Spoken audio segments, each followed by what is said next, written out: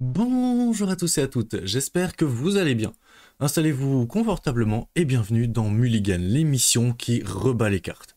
Aujourd'hui, je vais parler d'Altered et ses 2 millions de dollars manquants, de Flesh and Blood et de son nouveau mode de jeu, et enfin de la sortie de Riftband.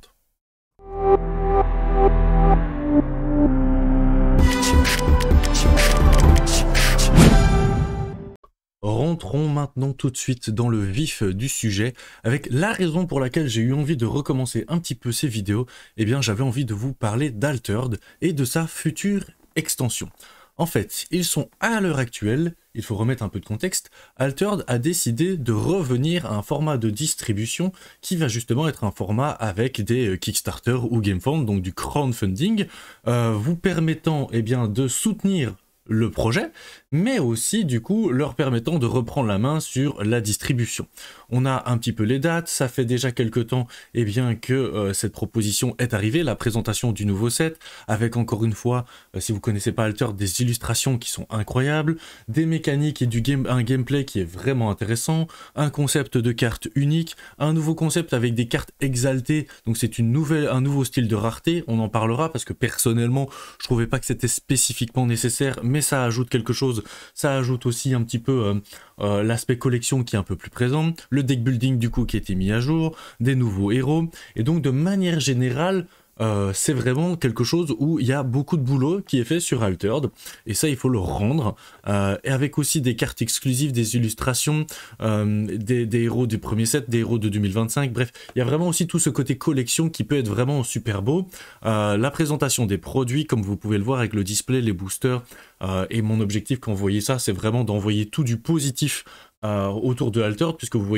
allez voir qu'après je risque aussi un petit peu d'être de moins en moins positif. Des boosters collector, ça c'est aussi hyper intéressant en mode pour ceux qui aiment la collection, justement pouvoir payer un peu plus cher et tomber sur des cartes qui sont justement qu'est-ce qu'on peut trouver, justement on va trouver des cartes un peu plus rares, et je trouve que ça c'est aussi quelque chose qui est intéressant à avoir proposé. Donc de manière générale, moi quand Altered il arrive et qu'il me propose ce nouveau set, je trouve ça chouette, je trouve ça intéressant. Je joue moins à Altered dernièrement, c'est vrai, mais je continue à y jouer. Je continue à jouer avec des amis, je continue à y jouer, à faire découvrir ce jeu. J'y joue presque en mode jeu de société qu'en mode jeu de cartes à collectionner, affrontement TCG, où j'essaye de bien tout calculer, mais j'ai fait ça à la sortie. Donc aussi en termes d'Altered, moi j'ai bossé dessus, j'ai aussi accompagné toute la sortie du jeu en faisant les grosses compétitions, etc. Donc j'ai aussi une expérience sur le jeu compétitive. Et au fur et à mesure du temps, je m'en suis un peu éloigné pour différentes raisons, que je vais revenir un peu dans cette vidéo évidemment. Mais pourquoi est-ce que je vous fais cette vidéo ? Pourquoi est-ce que je vous fais cette vidéo et pourquoi est-ce que je vous parle de 2 millions manquants ? Alors à l'heure actuelle, quand je fais cette vidéo, c'est plus exactement 2 millions manquants, mais je vais venir là-dessus. Eh bien, il y a quelques temps, la semaine passée, et de base la vidéo sortait la semaine passée, puis finalement j'ai décidé de la refaire. Eh bien, il y a quelques temps, Altered nous a sorti un article. Je vais revenir sur cet article. Mais moi, de base, ce que je voudrais vous montrer, c'est qu'ici, on nous demande 50 000 euros, qu'il y en a 720 000, et donc que tout va bien. Normalement, tout va bien. Et là, il se passe que la semaine passée, Altered publie un message, point d'étape sur le GameFound Seed of Unity. Et il y a deux choses qui me dérangent, une qui n'était pas prévue, c'est que l'article qui est sorti la semaine passée n'est plus l'article que je vais vous montrer là maintenant. Et l'article que je vais vous montrer là maintenant est déjà un peu mieux. Mais il faut bien prendre en compte que moi je vais vous parler aussi de l'article qui est sorti la semaine passée, parce que je trouve ça étrange que je n'arrive pas à pouvoir retomber comme par hasard sur l'ancien article, qui est resté quand même un jour, et qui était différent, aussi en termes de tournure de phrases, etc. Ici c'est un peu mieux, mais je vais aussi vous parler de ce qui me dérange dans ce type d'article. Allons-y, allons-y, allons-y les amis. Alors, point d'étape sur GameFound, eh bien, je vais vous faire un énorme résumé, hein, mais avec justement, on va passer quelques questions. Tout d'abord, la première des choses qu'il nous dit, c'est où est-ce qu'il en est le projet, et là, on vient un peu nous expliquer que c'est... qu'est-ce que Altered ? C'est 25 personnes, c'est 5 langues, c'est un environnement digital, c'est des équipes de production, c'est des jeux en boutique, des conventions internationales, des championnats, et toutes ces étapes ont un coût fixe budgété aujourd'hui à 2,5 millions. C'est là où vous pouvez peut-être comprendre pourquoi est-ce que je vous parlais de 2 millions manquants. Cette somme est un chiffre très concret, c'est l'ordre de grandeur nécessaire pour financer un nouveau set complet plus le fonctionnement de notre écosystème dans des conditions saines. Donc là, on est en train de nous dire 2,5 millions. Où en est réellement le projet? D'où proviennent ces 2,5 millions? Du GameFound et des boutiques. Donc ça ne concerne pas uniquement le GameFound. La campagne et les précommandes en boutique. Aujourd'hui, les joueurs voient en temps réel le montant, qui est une version précaire du financement obtenu. Vu uniquement depuis GameFound, les 2.5 peuvent donner l'impression d'un objectif insurmontable. Déjà là, ça a changé. Parce que avant, dans le précédent article, il y avait vraiment cette volonté de dire on a besoin, s'il vous plaît, de 2.5 millions, sinon le jeu, on ne sait pas le faire. C'est vraiment ça qui était tourné dans le précédent article. Là, on est en train de plutôt nous dire rassurez-vous, c'est pas complètement insurmontable, les 2.5 millions, ça concerne pas que le GameFound, blablabla, blablabla. Je trouve que déjà là, on est en train d'essayer de nous emmener quelque part où je comprends pas trop ce qu'ils veulent me dire pour l'instant. Pourquoi avoir mis, le troisième point, pourquoi avoir mis 50 000 € comme objectif GameFound? Ça, moi, je le comprends très très bien, et là, il n'y a aucun problème de mon côté à ce niveau-là. C'est un seuil qui est symbolique, comme il explique, et la plupart des GameFound font ça. C'est un seuil qui est pour lancer la machine, qui n'est pas faible non plus. On n'est pas en train de dire on a demandé 1000 € par rapport à leur public, leur communauté, et ce qu'ils sont capables d'envisager. C'est le seuil, on te dit, pour un GameFound, c'est en 24 heures, combien d'argent es-tu capable de récupérer? Parce que c'est nécessaire. Donc là, à ce niveau-là, le pourquoi avoir mis 50 000 comme objectif ne pose aucun problème. Même si, il y en a qui pourraient aller, et je pourrais comprendre en mode, ben, vous nous dites qu'il vous faut 50 000, vous en avez... Allez, la semaine passée, ils avaient 500 000, hein, donc ils n'avaient pas 700 000. Donc il y a déjà 200 000 qui viennent d'être gagnés en une semaine, mais on va revenir là-dessus. Ils avaient 500 000 la semaine passée, ben voilà, en fait ils ont 10 fois plus que ce qu'ils ont demandé, mais en fait c'était pas suffisant. Est-ce qu'il aurait peut-être pas fallu demander 250 000 comme départ? Et je pourrais comprendre qu'il y ait des gens qui se disent ça. Moi, pour le coup, c'est pas quelque chose qui me dérange. On va aller à la suite. Ça, c'est tout nouveau. Sachez que cette question-là, elle est toute nouvelle. Est-ce que chaque set nécessitera-t-il dorénavant 2,5 millions d'euros pour assurer la continuité du jeu? Parce que ça, clairement, déjà on a la réponse elle est oui. Et moi, pour moi, le oui est un problème. Le oui est un problème. Mais déjà, il faut savoir que la semaine passée, dans l'article qui y était, il n'y avait pas ça. Il n'y avait pas ça dans l'article. Donc, on te disait, on a besoin de 2,5 millions, on nous expliquait un petit peu tout ce que ça nécessite, pourquoi est-ce que c'est 2,5 millions, parce qu'il y a plein de choses qui sont en train de faire, mais on nous expliquait pas pourquoi, on nous expliquait pas le futur autour des sets. Donc là, bah, c'est intéressant, c'est un peu plus transparent sur cet article-ci, et cet article, je le trouve mieux écrit, et mieux expliqué, et plus transparent, plus intéressant. Donc je vais quand même rester sur cet article-là et réagir à celui-ci, mais je tiens quand même à faire des parallèles avec, faut imaginer que la semaine passée, il y a un autre article qui est sorti qui n'est pas du tout le même. Mais donc, oui, chaque set va nécessiter 2,5 millions. Et là, ça pose question sur la pérennité du jeu, moi je trouve. Parce que si chaque set a besoin d'autant d'argent pour pouvoir exister, ça veut... Il y a des réflexions à avoir, je trouve, peut-être pour justement essayer qu'il y a des sets qui coûtent un peu moins cher pour eux, comme pour les joueurs, du coup, d'une certaine manière, vu que maintenant, ils reviennent dans un système de auto-distribution. Ben justement pour permettre de peut-être avoir moins besoin d'argent sur ce set là, un set un peu peut-être moins conséquent, n'empêche pas de la qualité dans ce set, hein, mais peut-être réfléchir à des sets qui sont un peu moins mainstream, un peu moins gros, mais permettant d'avoir moins besoin d'argent et donc avoir moins besoin que les joueurs investissent à chaque set une quantité qui est assez conséquente. Et donc il nous explique ça avec un système pérenne de stable, avec des précommandes, etc. Et maintenant, on en arrive à la zone la plus problématique pour moi. Et encore une fois, je vous rappelle, c'était pas écrit comme ça la semaine passée. Mais que se passe-t-il si on n'atteint pas les 2,5 millions? Eh bien, je vais passer cette première phrase et je vais y revenir dessus. Parce qu'imaginez que la semaine passée, cette phrase, elle n'est pas écrite. Et moi, ça m'a posé problème qu'elle soit pas écrite. Ni cette phrase-là, dans un premier temps, nanana, ça, c'est pas écrit. Donc, il était plutôt écrit un truc autour de que nous ne pourrons pas continuer à Alter de façon pérenne. Ça, c'est ce qui a été écrit la semaine passée. Et il a été écrit, les backers GameFound seront remboursés, les boutiques qui ont commandé seront également protégées. Et il était écrit ensuite qu'ils communiqueraient le plus rapidement et clairement possible. Il n'était pas écrit ça. Il était aussi écrit un truc autour de chez Alter, nous avons toujours voulu de la transparence et nous ne ferons pas de surprise. Et donc moi je veux m'arrêter sur ce qui s'est passé la semaine passée puis réagir un peu à ce qui est écrit ici, parce que moi je vous avoue que la semaine passée, faut voir deux trucs que j'ai envie de dire, qui est important pour vous. La première des choses, c'est que la semaine passée, quand il y a 500 000 € plus ou moins, eh bien, on se retrouve avec un Alter qui, moi, littéralement fait du chantage affectif, et j'adore Altered, mais ça m'a dérangé parce que c'était vraiment en mode, si on n'atteint pas cet argent, on ne continue pas le jeu, c'était pas écrit comme il est écrit là, première chose. Deuxième chose, on va rembourser tout le monde, etc. Mais ça c'est bien, encore heureux, mais il y avait la deuxième chose de, on vous prend pas par surprise. Ah bon? Bah si, c'était une surprise, excusez-moi, moi c'était une surprise, j'ai soutenu la campagne, à aucun moment il était écrit quelque part que si on n'atteindait pas les 2,5 millions, le jeu ne serait pas soutenu et il n'y aurait rien. Ça c'était un truc que je trouve, bah si, en fait j'étais une surprise, et surtout c'était une surprise parce que c'était à 3 jours de la fin d'Altered. Et là, de la fin du Gamefound, pardon. Et là vous devriez vous dire, mais enfin c'est étrange, Dionis, tu racontes n'importe quoi, là il reste encore 3, il reste justement, hop, il reste encore 2 jours. Ouais mais je vous dis, ça fait une semaine.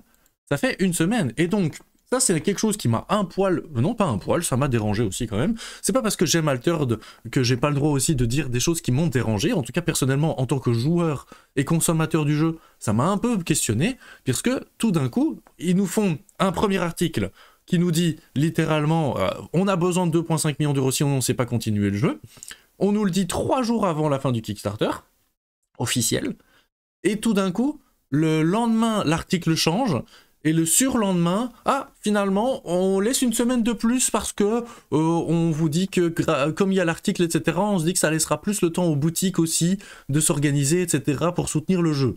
Bah, en fait, je pense que je vais mettre les pieds dans le plat, mais ils ont laissé une semaine de plus aussi parce qu'ils n'avaient pas l'argent nécessaire et qu'ils espèrent, avec une semaine de plus, offrir le temps à tout le monde de soutenir le jeu, ce qui peut être très bien parce qu'effectivement, c'est un jeu qui est chouette à soutenir, mais le côté pas de surprise, bah là j'ai eu surprise sur surprise. Surprise de peut-être on continue pas le jeu, surprise de tout d'un coup finalement on prolonge la campagne Gamefound, et maintenant surprise de l'article qui est tout d'un coup changé. Alors la surprise de l'article changé, c'est quelque chose de positif pour moi, parce que effectivement cet article-là est beaucoup plus clair, et donc maintenant on va rentrer dans cet article, parce que j'avais beaucoup de questionnements moi à la suite du précédent article, questions qui sont un peu répondues, mais quand même je trouve que la semaine passée, moi, ça m'a fait un coup par rapport à Altered, ça m'a touché, ça m'a rendu triste, j'ai envie de soutenir ce jeu, j'aime ce jeu, je trouve qu'il est intéressant, mais ce côté un peu aller venir me demander de mettre plus d'argent que ce que peut-être j'ai déjà mis dans le jeu, bah, ça me dérangeait un petit peu. Ça me dérangeait un petit peu ce truc de on a besoin de 2,5 millions, sinon on ne sait pas continuer le jeu.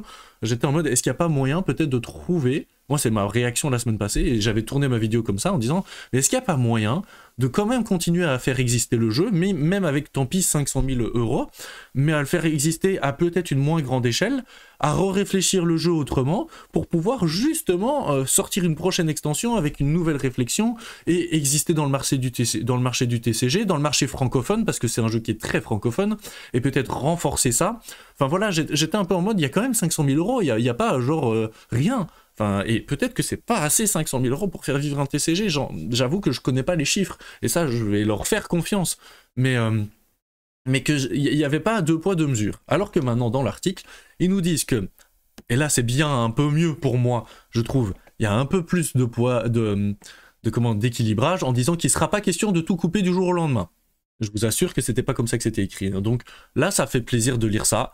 Maintenant, comme les articles changent au fur et à mesure, qu'est-ce qui me dit pas que la semaine prochaine, ils changent l'article? J'avoue que moi, il y a un peu, c'est normal, un peu de recul vis-à-vis de ça. Mais bon, on va se baser sur cet article-là en nous disant, il sera pas question de tout couper du jour au lendemain, ça c'est cool. Moi, j'ai pas envie qu'Altered s'arrête, j'ai envie de pouvoir continuer à jouer à ce jeu, sans pour autant à me sentir obligé de devoir mettre plein d'argent à chaque extension. J'ai aussi envie de pouvoir y jouer de manière casuale, en achetant des petits decks de démarrage. Moi, j'ai pris un display, donc c'est pas rien un display, j'ai mis pour 150 euros. Parce que c'est vrai que, bon quand même quoi, j'ai mis pour 150 euros, du coup c'était le display et je voulais voir un peu comment je complétais, mais le display est déjà à 119 euros dans mes souvenirs, donc quand même c'est pas rien quoi, 119 euros c'est pas rien, donc 119 euros, et moi j'étais un peu en mode, qu'est-ce que je vais m'offrir? J'hésitais à prendre les 2 decks de démarrage, ou alors, le playmat c'était bon, ou alors des sleeves et le dos tout fou, parce que c'est mignon. Donc vous voyez, c'est quand même pas rien, et c'est même pas, et la moyenne elle est beaucoup plus haute en termes de nombre de personnes et combien d'argent les gens mettent. Mais voilà un peu ce qui se passe. Donc, pardon, on revient là. Donc ça c'est la première des choses qui est positive, c'est qu'ils disent qu'ils vont pas tout couper. Et dans un premier temps, ils analyseront la situation, évalueront les options, et si à l'issue de cette analyse, il apparaît qu'ils ne peuvent pas continuer Altered, alors ils vont nous rembourser, et alors les précommandes seront protégées. Donc, ça a changé de manière d'exprimer la chose, c'est, moi, de ce que je lis là, de ce que je comprends, c'est ils vont pas arrêter Altered, sauf si vraiment c'est la merde, et si c'est le cas, alors seulement à ce moment-là, ils vont nous rembourser. Et j'aime un peu mieux ce genre de comportement et de phrases, parce que ben, ça me dit, ok, vous allez sans doute, j'ai envie d'inviter les gens de Altered, si quelqu'un de Altered m'écoute, à trouver une solution pour que le jeu puisse continuer à exister, quitte à devoir couper dans les trucs budgétaires, oui, mais laisser Altered continuer à exister. S'il vous plaît, un temps, laissez-nous profiter de cette future extension, quitte à ce que ce soit peut-être la dernière, mais laissez-nous nous amuser avec ce jeu en fait, parce qu'il est génial.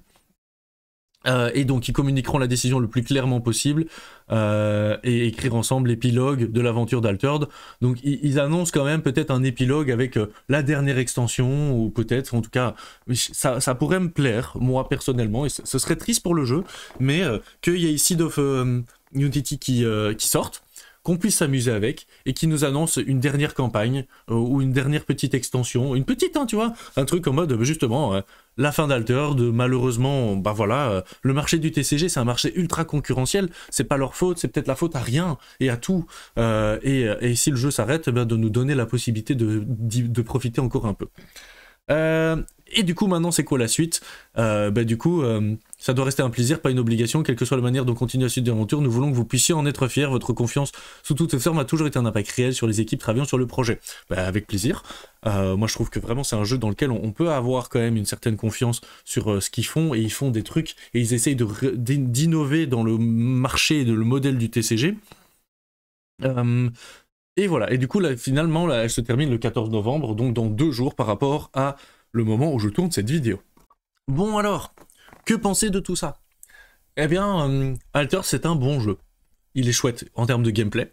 Il est chouette aussi en termes de réflexion, d'innovation autour du marché du TCG, avec ce concept de carte digitale qui, propriété numérique, avec la possibilité de jouer en ligne sur Board Game Arena, avec le print on demand, avec le marketplace, donc avec tout, on va dire, le marketing du jeu, et le concept du marketing du jeu, et le jeu en termes de gameplay, il est vraiment chouette, et donc il mérite qu'on le soutienne. Par contre, et c'est là où moi j'en étais un peu dans cette vidéo, j'y vais avec plus de réserve maintenant sur Altered, vu ce qui se passe là. J'y vais avec plus de réserve parce que je suis déjà en train de mettre 150 €, c'est pas rien, je trouve quand même personnellement. C'est pas rien pour moi, chacun ses capacités. Et j'y vais avec plus de réserve sur l'article qui est sorti la semaine passée, qui je trouvais un peu plus à nous dire qu'ils ont vraiment besoin de soutien, sinon ils peuvent pas continuer le jeu.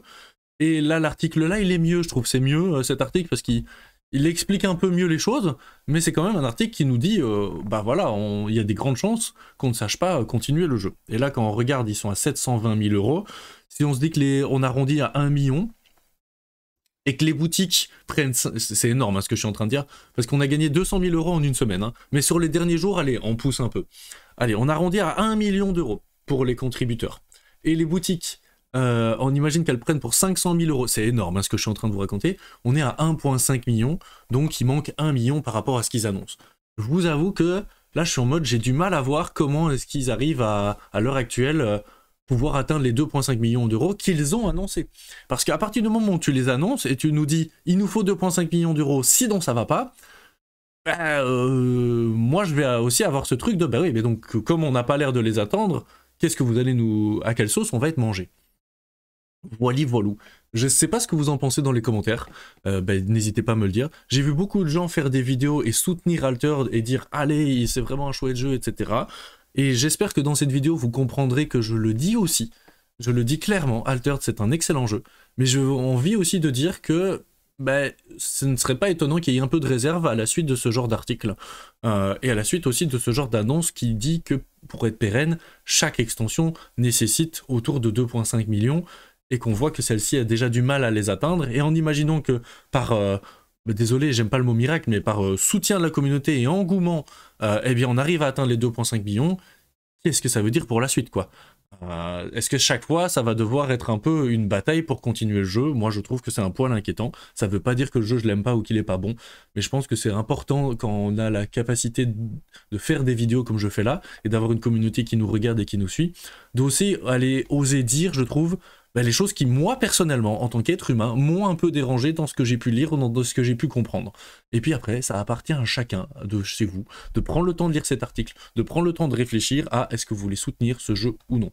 Moi, il n'y a rien à faire, c'est un excellent jeu, mais c'est un jeu aussi dont je me suis un peu éloigné suite au premier nerf, au premier ban, aux premières difficultés du print on demand, aux premières difficultés du marketplace, où maintenant je reviens un peu dedans, je revenais justement à un peu plus dedans, et je m'y réintéressais un peu plus, même compétitivement parlant, avec l'arrivée de Seed of Unity, et avec ce truc-là, bah, ça me fait un peu dire, oui, bah, je vais sans doute, moi, avoir plus envie de jouer à Altered, avec, bah, comme je le dis très bien, je pense que ça me plaît beaucoup, si ça continue à exister comme jeu, un display par extension, deck de démarrage, ouvrir des boosters, faire du scellé parce que c'est toujours fun, avoir des cartes uniques, quelques-unes et c'est rigolo, build des decks qui seront pas compétitifs mais qui seront amusants et m'amuser autour de chez moi, peut-être faire un événement ou l'autre si je suis invité ou si moi j'ai envie d'y aller parce que c'est quand même francophone et donc c'est super cool et assez accessible pour moi d'aller à des événements Altered, de rencontrer des gens qui jouent à Altered et donc d'y jouer vraiment plus en mode casual. En tout cas, voilà mon avis sur Altered,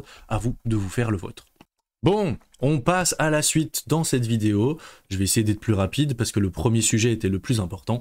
Nous allons parler de Riftbound League of Legends Trading Card Game. La sortie de ce jeu est bien présente et ce jeu, eh bien, il fait déjà tout péter parce que bah, vous allez avoir du mal, quasi tout est out of stock. Et ce qui est hyper intéressant au niveau de Riftbound et de son out of stock, eh bien c'est que même les decks de démarrage sont out of stock et encore plus le Provinding Grounds qui est le truc que moi je voulais acheter et je suis bête de pas l'avoir fait.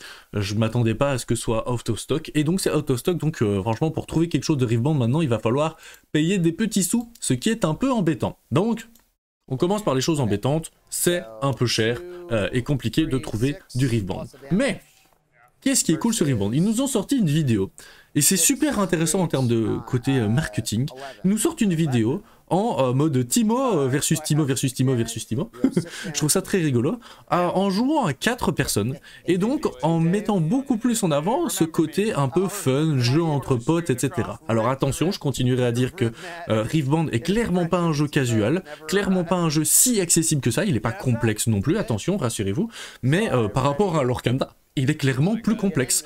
Il est plus complexe parce que vous avez 3 decks différents, vous avez des zones de battlefield, des zones d'attaque, de défense, vous avez votre champion, donc voilà. 3 decks avec votre deck, le deck de runes et le deck de battlefield. Donc vraiment, il y a plein de petits détails qui vont faire que le theory crafting, il est hyper intéressant dans ce jeu, hein, attention. Mais voilà, c'est pas le jeu le plus accessible pour tout le monde, mais par contre, une fois que vous avez franchi la barre de comprendre le jeu, eh ben effectivement, c'est très cool, on prend beaucoup de plaisir à y jouer. L'univers de League of Legends, bon ben voilà, moi, ceux qui me connaissent, c'est... Take my money, hein, vraiment, il n'y a rien à faire, moi, ce jeu...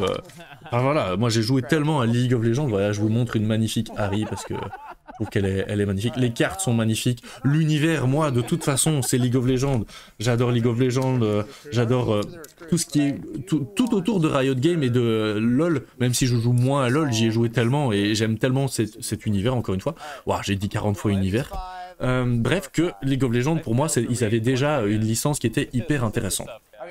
En tout cas, Riftbound est sorti, c'est très très cool, et ils viennent aussi, du coup, maintenant, de nous sortir une vidéo d'introduction à justement déjà, ils annoncent, à peine Riftbound est sorti, ils nous annoncent déjà la prochaine extension où on nous parle déjà de nouvelles mécaniques. Alors essentiellement, les nouvelles mécaniques, ça va être des mécaniques d'équipement qu'on va pouvoir jouer sur nos personnages qui vont être un peu plus puissants. Ça va être un peu des mécaniques de réaction justement en disant ah ben tiens je joue tel équipement, ah ben moi je joue cet équipement là qui va lui rajouter de la défense. Un peu c'est ce qu'ils nous ont montré à l'heure actuelle et c'est très très fun et c'est très chouette et il faut peut-être pas beaucoup plus non plus. Moi je trouve que c'est hyper intéressant et en plus on nous annonce déjà la prochaine extension, sachant que je trouve que la première extension de ce jeu, elle est déjà extrêmement complète et complexe aussi, avec plein de possibilités de deck building que j'ai vraiment hâte de continuer à développer. Donc je trouve que c'est super cool et j'ai hâte de pouvoir jouer vraiment beaucoup plus à Riftbound justement, d'avoir les cartes etc, les cartes en anglais puisque j'ai pas le droit de jouer avec mes cartes en langue asiatique, je sais plus si c'est japonais ou chinois, j'en suis désolé. En tout cas ça fait vraiment très très plaisir parce que ils lâchent pas l'affaire et au contraire ils sont justement en train de pousser pour montrer que leur jeu, il a de la profondeur et il a des possibilités d'aller encore plus loin avec déjà la prochaine extension. Mais c'est pas tout. Et c'est là où je voulais y venir. Donc on est bien sur un jeu qui vient de sortir, il est à peine sorti. On a déjà les annonces de la prochaine extension, mais on a déjà d'autres choses. Et on a deux choses sur lesquelles je veux m'arrêter un petit peu sur Riveband. Je vais essayer de pas être trop long dans cette vidéo, et en même temps je vais être trop long dans cette vidéo. Les premières choses, c'est que nous avons déjà les règles de tournoi Riveband. Et alors, vous allez voir, je vais scroller. Ça nous fait une petite pause. Et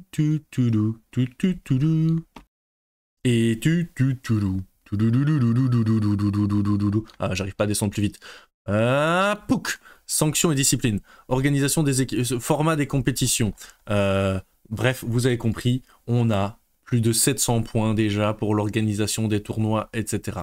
Et moi, c'est vraiment quelque chose que j'espère vraiment avec justement Riveband, c'est que Riot amène toutes ses connaissances sur l'e-sport, toutes ses connaissances sur l'organisation d'événements et aide à ce que le marché du jeu de cartes à collectionner, mais aussi du coup en parallèle, en projection, le marché du jeu de société grandisse en termes de standing, d'organisation, de structuration autour d'événements compétitifs. Et donc j'espère que Riot Games va arriver à injecter de l'argent là-dedans et il nous le montre avec déjà des règles de tournoi Riveband qui sont extrêmement complètes. Et c'est hyper intéressant. Parce que ça montre qu'ils sont en train de mettre les bouchées doubles. Mais c'est pas tout. C'est pas tout, c'est pas tout. C'est pas tout. On a déjà la FAQ. Et ça, c'est tellement précieux et tellement important dans un début de jeu d'avoir une FAQ complète. Et parce que il y a plein de situations où moi, j'ai joué à Riveband et je me suis posé la question de tiens, si je joue cette carte-là, quelle est la temporalité pour jouer telle autre carte? Ou comment est-ce que je dois comprendre cette interaction? Et ça, c'est hyper important dans un nouveau jeu d'avoir une FAQ qui est déjà complète. Et elle va s'agrandir. Et ce qui est super cool, c'est que c'est vraiment bien fait avec une section, avec des sections, marquer des points. Tu cliques sur t'as la question, tu cliques sur le petit plus et t'as des explicatifs plus ou moins longs. Vous voyez comment fonctionne un déplacement standard, quand on doit jouer avec d'autres. Et c'est pas une petite FAQ, vous voyez, je descends. Et c'est pas une petite FAQ, c'est une grosse FAQ, mais vous pouvez faire de la recherche dedans, donc ça c'est très bien. C'est bien spécifié par sous-thème et sous-point, donc je trouve que ça c'est hyper méga intéressant, avec on vous montre justement des exemples. Bref, vraiment ça c'est bravo, clap clap clap. Pour moi c'est quelque chose qui est très important à comprendre et à faire dans un TCG, c'est d'avoir cette FAQ qui est là accompagnatrice pour justement permettre eh bien, aux gens de prendre du plaisir en jouant et d'avoir les réponses à leurs questions, parce qu'il n'y a rien de plus horrible que d'envoyer un message sur Discord parce qu'on ne trouve pas la réponse, puis il y a des gens qui vont répondre, mais ils vont tous répondre des trucs plus ou moins différents parce que chacun a son interprétation. Là, on a un endroit où aller voir. Donc vraiment, bravo Riveband. Le seul pas bravo, mais je pense que c'est inhérent à tout nouveau TCG qui a du succès, c'est leur rupture de stock un peu partout, mais je pense qu'ils auraient pu imprimer 1 milliard de cartes ou 10 milliards que ça se serait vendu. Et donc je pense que voilà, on va avoir des choses qui vont arriver. Aussi, ils sont beaucoup en train de faire des choses, et l'air de rien. Là, j'ai vu un tournoi à 30 000 $, quoi. Donc ça rigole pas, et je pense que ça, c'est très positif pour nous. Ça rigole pas et ça donne très envie. Alors on n'y est pas du tout en France et en Belgique encore, hein, et c'est normal puisque c'est un jeu qui est en anglais uniquement à l'heure actuelle, donc comme d'habitude, les jeux en anglais, ça prend du temps d'arriver sur le marché francophone. Il y a des grandes chances qu'il y ait une traduction vu le succès du jeu, et j'espère. Moi je jouerai sans doute en anglais et en français, je me débrouillerai pour jouer les deux, ça m'a jamais posé problème.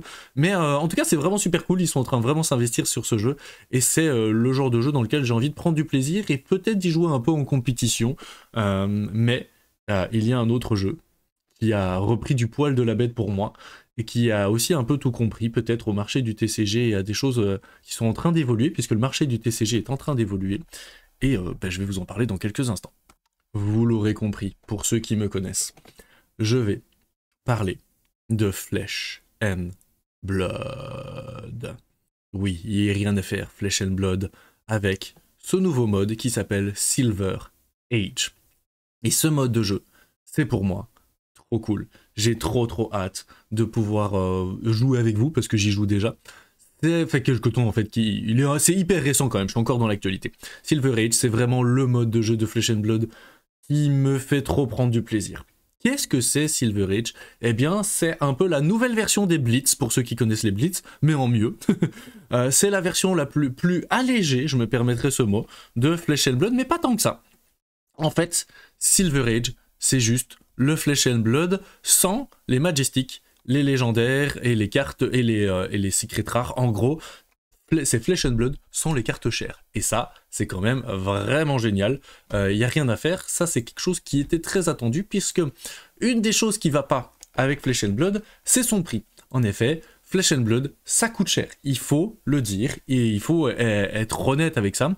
Pour pouvoir jouer en compétition, c'est son presque seul défaut, j'ai envie de dire. C'est que c'est un jeu extrêmement compétitif. Compétitif aussi dans son gameplay, puisque c'est un des seuls TCG qui a vraiment retravaillé le concept avec on enlève le mana, le concept d'équipement, etc., qui a été reprendre des choses qui existaient déjà avant, je dis pas, mais qui les a remis au goût du jour, qui les a vraiment peaufinés, et où quand vous jouez à Flesh and Blood, vous jouez pas comme à un autre TCG. Et même chose en termes de pouvoir faire des parallèles, moi qui ai joué à énormément de TCG, et qui continue à jouer plein de TCG, si je joue à Star Wars Unlimited, je peux faire un parallèle pour aller jouer à Altered, je peux faire un parallèle pour aller jouer à Riftbound, je peux faire un parallèle pour aller jouer à Lorcana, je peux faire un parallèle pour aller jouer à Magic, vous avez compris. Il y a beaucoup de jeux comme ça de TCG qui ont chacun leurs particularités, leurs avantages, je ne dis pas, enfin vraiment, et c'est ça qui est cool heureusement, mais où c'est très facile de faire des parallèles, mais ça c'est un autre mot, hein, mais de faire une transition, des transferts, voilà. Des transferts de compétences. Quand vous jouez à Flesh and Blood, c'est plus compliqué de faire un transfert de compétences, c'est pas que c'est impossible, parce qu'il y a quand même des mécaniques qui sont les mêmes, mais parce que le gameplay est vraiment différent. Bref, là c'était parler du gameplay du jeu. Mais c'est un jeu qui est cher. On est sur plusieurs milliers d'euros parfois pour un deck compétitif, essentiellement parce qu'il y a des cartes, c'est un jeu de collection, trading card game, ils ont fait de la collection des choses importantes, et contrairement à des Pokémon ou quoi, ici les cartes qui sont à collectionner sont des cartes qui sont aussi à jouer dans les decks.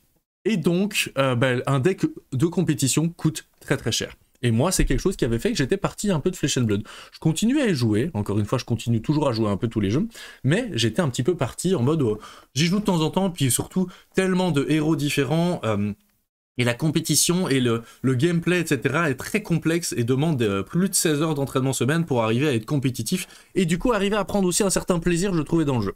Et là, ils nous sortent Silver Age, ça fait quelques temps qu'ils travaillent dessus, c'est anciennement Project Blue. Qu'est-ce que c'est? Donc je vous l'ai dit un petit peu mais on va aller prendre la fiche produit déjà avec des illustrations, magnifique, hein. Moi j'adore les illus de Flesh and Blood. Qu'est-ce que c'est? Eh bien c'est que vous allez jouer uniquement avec les communes, les rares et les cartes un peu token bonus. Et ça change tout, de tout. C'est ce qui fait que moi, je vais vous parler de Silver Age, parce que ça fait que, pour jouer, vous avez besoin de 20, 30, allez, max 40 euros, et je crois même pas, pour pouvoir faire un deck compétitif, un deck parfait, un deck best in slot, comme j'appelle ça, c'est-à-dire que, vraiment, dans le deck de 40 cartes, vous avez mis toutes les cartes qui sont les meilleures pour ce deck-là, et non pas vous avez mis des cartes parce que vous n'avez pas l'argent de vous payer les cartes chères. En plus de ça, du coup vous allez jouer avec un héros, mais c'est pas fini.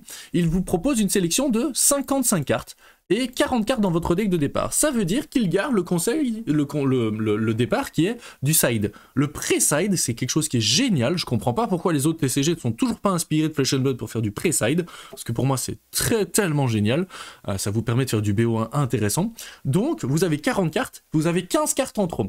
Il vous faut des armes, des équipements et votre inventaire, donc vous avez 5 cartes qui vont être vos équipements et votre arme, mais donc vous avez 10 cartes en trop, essentiellement. 10 cartes en trop, ça veut dire que vous pouvez faire du mini-side, et ça c'est hyper intéressant, parce que justement ça va vous permettre de vous adapter face à une attaque magique ou des attaques physiques, c'est essentiellement parfois autour de ça, ou un style de gameplay, votre adversaire il joue tel héros, bon votre match-up vous allez un peu pouvoir l'adapter. Donc c'est génial, parce que ça garde toute l'essence du Flesh and Blood, et c'est vraiment pour moi Silver Age le Flesh and Blood Little, mais pas Little dans le mauvais sens, c'est vraiment le Flesh and Blood pour pouvoir faire de la compétition et pour pouvoir jouer au jeu à son état le plus pur, presque revenir à l'époque, et moi c'est pour ça que j'ai ressenti ça quand j'y ai joué, c'est vraiment pouvoir revenir à l'époque du début de Flesh and Blood, en termes de gameplay, de sensations de jeu et d'archétypes. Je trouve que il y a vraiment un truc où on revient à cette époque avec des cartes plus pures, plus propres, je sais pas comment dire. Bref, 35 minutes de ronde d'une partie, et comment est-ce qu'on va jouer? Eh bien il suffit simplement pour 20 € d'acheter un deck, et ces decks-là, ils annoncent qu'ils sont déjà compétitifs, alors il n'y a rien à faire, on a tous envie de changer un peu les decks, donc il n'y a rien à faire que moi, j'aime bien modifier mon deck, mais donc voilà, pour 20 € vous avez un deck compétitif, et c'est ça qui change tout. Et c'est ça que c'est le meilleur moyen pour tous de vivre l'expérience Flesh and Blood. Prenez un deck et entrez directement dans la compétition, c'est absolument ça. Et ça c'est mon rêve ultime dans un TCG. Ils sont en train de me l'offrir. Et bien c'est justement d'avoir tout ce qu'il faut, et en plus pour 20 €, vous avez un booster qui est contenu pour soutenir le format Silver Age, donc ça peut vous permettre de faire une petite modification ou l'autre dans votre deck. C'est parfait comme deck de démarrage pour 20 €. Enfin vraiment, c'est trop cool, avec le chapitre 1 qui est déjà annoncé, avec déjà pas mal de héros, et le chapitre 2 où ils vont tous revenir, toutes les cartes vont être un peu réfléchies, et surtout toutes les cartes bannies vont être enlevées, puisqu'en sortant ce nouveau format, ils ont surtout aussi banni énormément de cartes, pour dire voilà, dans notre nouveau format, qui est vraiment un format qu'ils veulent développer, eh bien ils vont pas...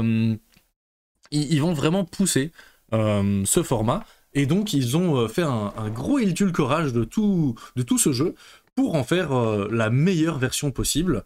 Bravo Flesh and Blood, voilà, juste bravo. Moi je trouve que c'est hyper intéressant et intelligent, et on parlait du marché du TCG, qui je pense a des difficultés, l'air de rien. Je pense que tout doucement on commence à en avoir eu trop, et donc Silver Age pour moi ça répond à une de mes demandes, qui était la mienne, qui est peut-être la vôtre aussi, dites-le moi dans les commentaires encore une fois si vous êtes toujours là dans cette vidéo, mais ça répond à une de mes demandes à moi, qui était purée, j'ai envie de jouer à un TCG, mais j'ai pas envie de me prendre la tête obligatoirement à faire du deck building, j'ai pas envie de mettre beaucoup d'argent dans un jeu, parce que moi personnellement j'aime bien jouer à plusieurs trucs, et donc j'ai envie de jouer à un TCG mais en mode un peu jeu de société, mais j'ai envie surtout de pouvoir y jouer aussi en compétition, et que si j'ai envie d'aller me faire une petite compétition, un petit armory, parce que c'est pas des grosses compètes, mais eh ben, j'ai envie de pouvoir y aller sans devoir investir beaucoup d'argent, et même chose en termes de temps et de temps de partie. C'est pas juste en termes de temps de deck building, c'est aussi de temps de partie. Là on est sur des parties de 35 minutes, donc on peut beaucoup plus accélérer, et ça va être un peu plus rapide, donc on va pouvoir beaucoup plus enchaîner les parties, se mettre à jour sur ce qu'on appelle se mettre à jour sur les match-up. Quand vous affrontez plusieurs héros, c'est bien de connaître, tiens, qu'est-ce que mon adversaire peut faire. Donc il y a vraiment cette volonté pour moi de pouvoir parfois retourner en compétition, puis partir, faire autre chose, puis revenir en compétition, puis partir, faire autre chose. Et ben Silver Age a l'air de me proposer ce système-là, avec justement des decks qui sont déjà quasi préconstruits, et ils ont aucune raison de ne pas faire un bon deck dans les decks de 20 €. Au contraire, ils ont plutôt tout intérêt justement à nous amener des decks qui sont déjà quasi parfaits, pour que nous on ait qu'à les acheter et jouer et pouvoir gagner une compétition, et où on va remettre un peu aussi en avant, même si Flesh and Blood pour le coup c'est vraiment ça, c'est mettre la compétence du joueur et non pas la compétence du deck builder. Ça je trouve que c'est important, et aussi la compétence d'adaptabilité du joueur, les choix qu'il va faire, qui vont faire qu'il va gagner, et non pas la chance de piocher la bonne carte au bon moment. La variance, j'ai fait une vidéo dessus, allez la voir, mais Flesh and Blood pour moi il est vraiment dans ses justes milieux, et Silver Age ça me fait trop plaisir, puisque ça me donne envie de rejouer beaucoup plus à Flesh and Blood, et donc peut-être beaucoup moins aux autres TCG. A vous de me dire à quel TCG vous auriez envie de jouer prochainement, et puis dites-moi un peu aussi, ça m'intéresse réellement si ce genre de vidéo ça vous plaît. J'aimerais bien peut-être reprendre un peu ça, peut-être le faire en live aussi pour pouvoir parler avec vous. N'hésitez pas à me dire dans les commentaires vraiment votre retour sur cette première réémission Mulligan, l'émission qui rebat les cartes. Sur ces belles paroles, eh bien amusez-vous bien, bisous, bye bye.